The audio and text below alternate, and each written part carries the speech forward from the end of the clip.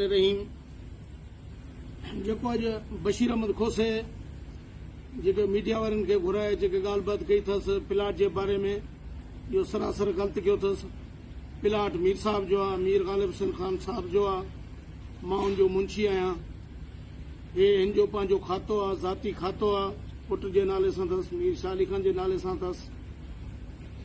हे हाणे कोन आहे, 1980 खां वठी मीर साहब जो खातो आहे। कश्मीर वारनि खे ख़बर आहे हे जेका शहर पोइ ठहिया आहिनि, रजिस्ट्रियूं पोइ ठहिया आहिनि, पहिरियों मीर साहब जो जेको प्लाट आहे पंहिंजो खातो अथसि। उन खां पोइ जॾहिं रजिस्ट्री असां कराईसीं, रजिस्ट्री नाले मीर साहब जे पुट जे नाले सां रजिस्ट्री कराए कंहिं दाख़िला करायासीं, उहो उन मुताबिक़ असांजो प्लाट पियो। पोइ हिननि चयो गली असांखे ॾे, जंहिंमें असांजो अब्दुल्ला मज़ारी जो असांजो गोड़ थी पियो। मज़ारी हाउस में फ़ैसिलो थियो, सरदार साहब फ़ैसिलो करायो, उते फ़ैसिलो कयोसीं, जंहिंमें फ़ैसिले कंदड़ मामो जाड़ो, हाजी खमीसो, ग़ुलाम हैदर मज़ारी। उन ॾींहुं इहो कयूं त बाबा हे प्लाट ॾियूं था पंहिंजे अब्दुल्ला मज़ारी खे। हे मीर साहब जो प्लाट आहे, 8 फुट गली, उन में जेको लिखत असां वटि आहे, उन्हनि मज़ारी हाउस जो लिखत आहे, उन जो लिखत बि आहे। उन खां पोइ हे प्लाट पियो छो 8 फुट जी एरो बि लॻो पियो आहे असांजो। पोइ वरी असांजो ठीकु आहे बाबा, हाणे प्लाट पियो आहे, वेगनाई बीहंदियूं, बसां बीहंदियूं, शहर वारा ई बीहंदा, परवाह न आहे। पोइ उन खां पोइ असां चयो ठीकु आहे, हाणे बाबा कमु शुरू करायूं, पोइ मार्केट ठाहियूं या पंहिंजो दीवार चाढ़ूं, सिला सटायूंसीं। त हे वञी पिटीशन दाख़िल कयो, पंहिंजे कोर्ट में दाख़िल कईसीं। गली 26 फुट आहे असांजो, 26 फुट काथे कश्मीर में न आहे। पोयों गली पप्पू पंजाबी घूं 12 फुट रखियल आहे। वरी बशीर अहमद खोसो, एहसान खोसो जेको इसरार जो भाउ आहे, उन वटि टावर लॻल आहे ज़ोंग जो, उते गली खे खाए 9 फुट कयो अथसि। या तव्हां पाण 9 फुट था कयो, असां को 26 फुट छो था घुरो? जज साहब केस हलंदो उन जा केस 4 डिसमिस करे छॾियईं। हिकु हुयो बशीर अहमद खोसो, हिकु हो बशीर अहमद दश्ती, हिकु हो अलण दश्ती, हिकु हुयो सोलंगी, 4 जी पिटीशन डिसमिस करे छॾियईं। पोइ उन में जज साहब चयो त पहिरियों कमु असांखे 7 महीना जेलिंग बाबा कमु न करायो, केस हले थो। जॾहिं डिसमिस कयईं बाबा जो को गली हक़ न आहे, जेको गली आहे टाउन जो पोयों तव्हां बि उहो रखनि 26 फुट पंहिंजो छो ॾे। उन जे फ़ैसिले मुताबिक़ असां ॾींहं जो कमु कयो आहे, पंहिंजी दीवार चौदीवारी कढी आहे। को बि न आहे। पहिरीं ॻाल्हि त इहा आहे, जेको हिन खे उथाइण वारो आहे मोहम्मद पनाह साहब खोसो साहब, जेको हज साहब जो सालो आहे, उन खे इहो आहे जॾहिं सर्टिफिकेट कढी आई, उन पैसा वरिता, वरी दाख़िले जे लाइ उन 2 लख रुपया घुरिया। 2 लख रुपया ॾे मां दाख़िला रखां। पोइ उन जे लाइ मां चीफ सेक्रेटरी खे बि एप्लीकेशन कई आहे, उहा मां वटि सबूत आहे।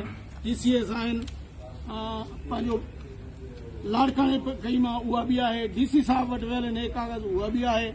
SDM साहब वटि पहुतल आहे, हे पंहिंजो टाउन वारनि जो लिखत आहे।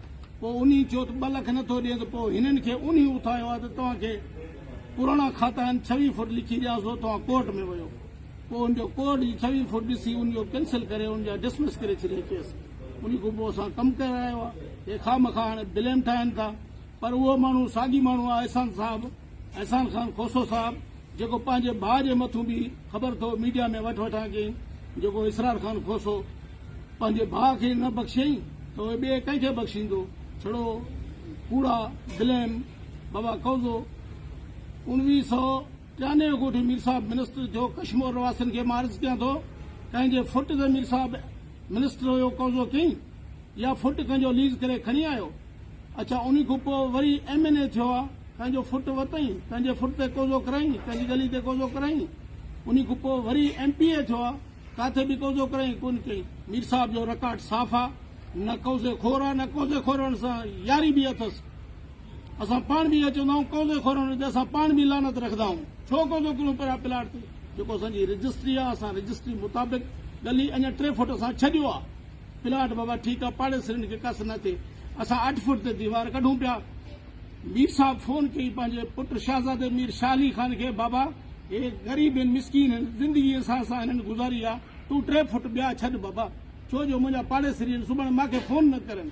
पोइ उन मीर साहब हुकुम कयो पंहिंजे शाह अली ख़ान खे, पोइ 3 फुट ॿिया बि छॾियसि।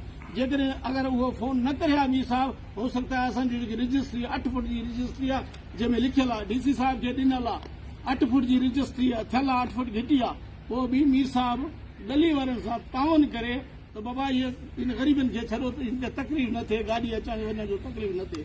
बाक़ी हे जेको खामखा ब्लेम ठाहियूं वधा आहिनि, कौज़ो आहे, ग्रुप आहे, उहो अगरि कौज़े खोरूं ग्रुप आहे, पूरा कश्मीर वारा ॼाणंदा आहियो। इहे रिकॉर्ड मां जो कयां थो, इहो जेको बि मां ॻाल्हायां थो तव्हां ॿुधायो, फेसबुक ते इन जो जवाबु ॾियो। किथे बि मीर साहिबु पूरे कश्मीर में या गुड्डू में किथे बि कौज़ो कयो अथसि?